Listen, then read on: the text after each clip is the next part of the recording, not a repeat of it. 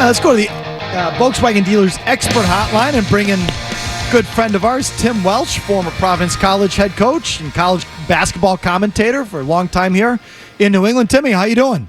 We're great. Great to be on with you guys. How are you doing? A lot of drama, and when you have 9 days off before a game, right? Tim, it's like the worst recipe or best recipe for a program like this. 9 days to cook up crap. It is so. Again, it's either right up our alley or our worst enemy, if you know what I mean. Yeah, I'm wondering how the NBA feels. You know, you think 9 days you can become irrelevant, or people stop talking about you with that much time off. But you know, I'm thinking about TV over the weekend. It was absolutely horrific. I mean, what the heck was on? I'm watching the Canadian Open, for God's sake, just begging for basketball. So I guess it's good. It's a build-up to Thursday night, and it's guys like you guys keep it going, which is great. You got all those shows on in the morning on ESPN, so you might as well talk about Kyrie and bring up the past and everything else instead of basketball. But we can talk a little hoops today. Good and bad news. All right, for hoops, if you're the Celtics, Tim, what's your biggest concern going into this series? Well, I think it's both guys, the two-headed monster, and you've got to find a way to control one of them. And that's what Minnesota's problem was. I mean, Luka and Kyrie, you can't let them both get over 30. You know, you've got to control. Luka's probably going to get his, so you got to try to find a way to control Kyrie, because Luka is going to have those nights where he's just going to go get 35. But, you know, they had 2 games in the Minnesota series where Luka had 36 and so did Kyrie, and another game they both had 33. So that makes it so much easier. When both of them are on fire like that makes it so much easier for those role guys to now step up, because you're paying so much attention to those two. Then Lively's going to get his, and Gafford's going to get his, and Washington. They're all going to contribute enough where you can go. I think they're going to make them take tough twos. You know, they don't shoot a lot of threes. They only take, in the playoffs, they're only taking about 34 a game, which is a low number. The Celtics shoot 40. So make them take the tough twos. Don't put Luka on the line, and don't let both of them go off. It's easier said than done, but they're going to have to find a way to contain Kyrie and not let him get those straight line drives to the rim. How would you match up? How would you defend him? Who on who? And how would you play the high screen and roll with Luka when they bring the big guy out? How would you defend all of that? You know, I think you got to mix it up. You can't give him one look, because Luka's so smart that whatever you do, he's going to take advantage of the opposite. So I would say, you got to put a big body on him. I put Jaylen Brown on him for sure. I put Holiday on Kyrie and try to give him a little bit more size as well. And White can guard him at times. They'll do some switching outside. But what you don't want is Al Horford chasing Luka around on the perimeter, because that's going to, number one, Luka's going to have his way, even though Al's capable. And it's also going to wear Al out, because you're going to need him. You're going to need him to make some shots. You know, he showed in the last series he's still capable of making some threes.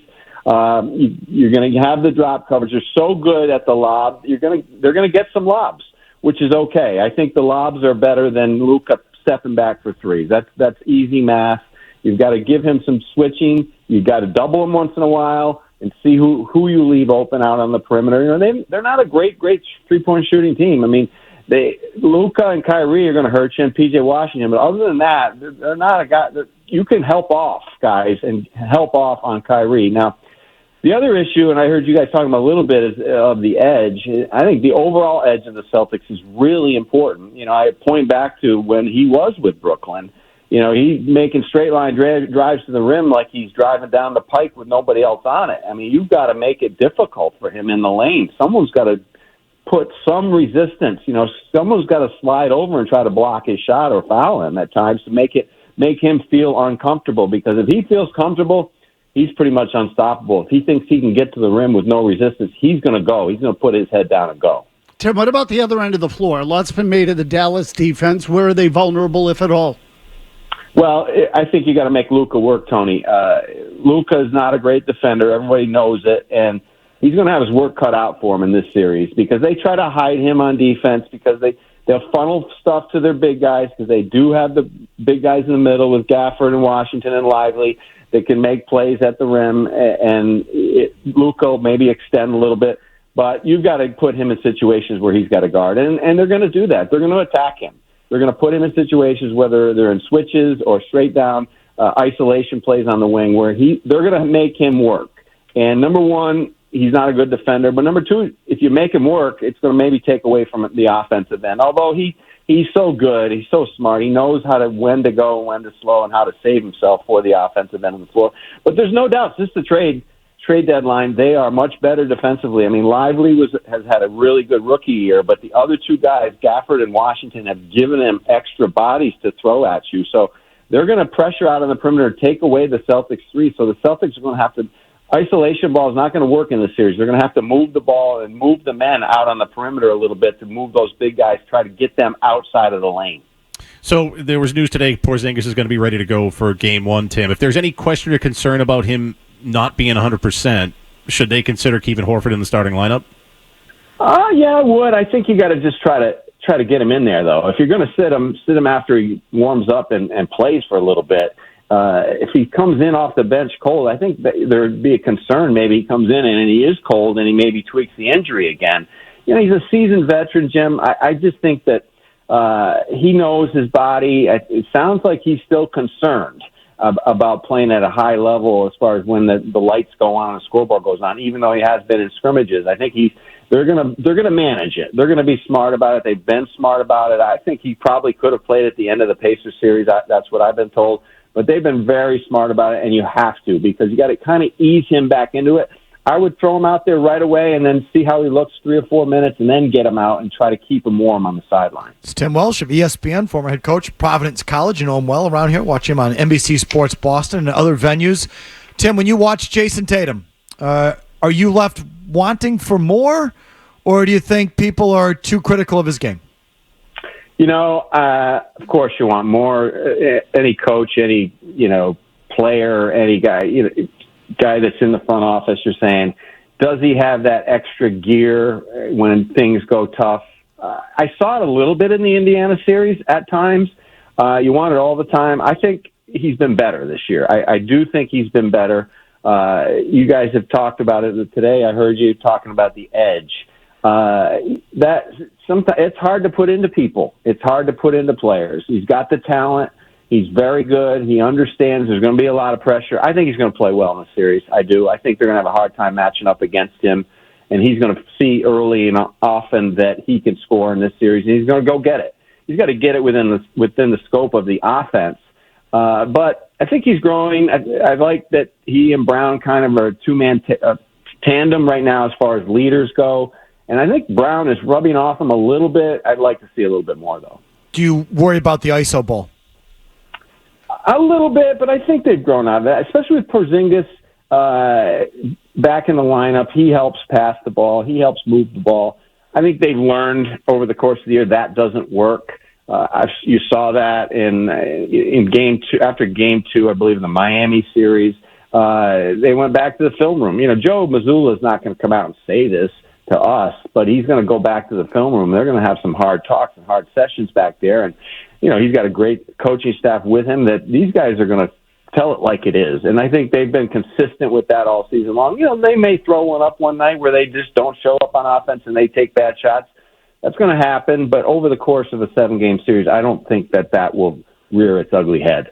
You mentioned Mazzulla. I know you have a little bit of a history with him down in Providence, right? I forget exactly what the connection is, but I know you're really familiar with him. What have you seen from him? Do you think he's grown here in the last year or two? Oh, absolutely. Yeah, Joe used to come to our camp when he was 12 years old. He grew up about 10 minutes from Providence College campus. A great young guy. His dad was a heck of a high school coach in Rhode Island. Listen, he was thrown into a tough situation a year ago. Anytime I thought about it myself, if I was handed the keys to say when I was an assistant at Syracuse and Jim Boeheim stepped away one day from the first game of the season, here, coach the team now. No, you don't get to hire your own assistants, and good luck. So he did pretty darn good with what he was faced with last year. But this year now he's got his own staff.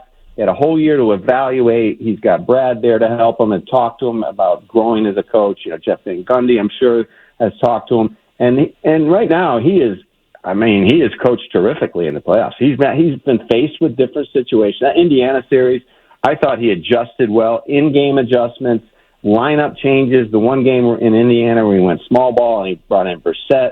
He gave him good minutes. He's had his bench. He's developed a bench all year long. And that hasn't always been the case. You've seen coaches just really try to grind it out and not develop bench. You saw it in New York. I mean, New York had no bench at the end of the year with the injuries. Their guys weren't ready to play, but he's developed a bench, with Pritchard and Hauser and even Cornette to a certain degree. Those guys can give you some minutes if needed, and he's used them and he has them ready for the playoffs. And I think, he's been really good with the media this year, and he's comfortable in his shoes. And he understands that he has the support of the upper management, and that's important as a coach. If you don't feel that support, then you're going to always be doubting and you're going to be on the defensive. But I think the marriage is really worked out this year. All right, Tim, who do you like and why?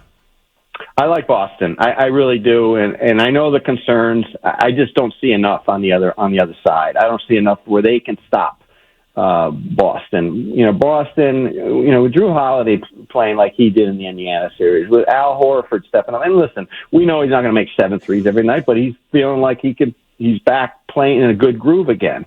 I think Brown feels like this is his time.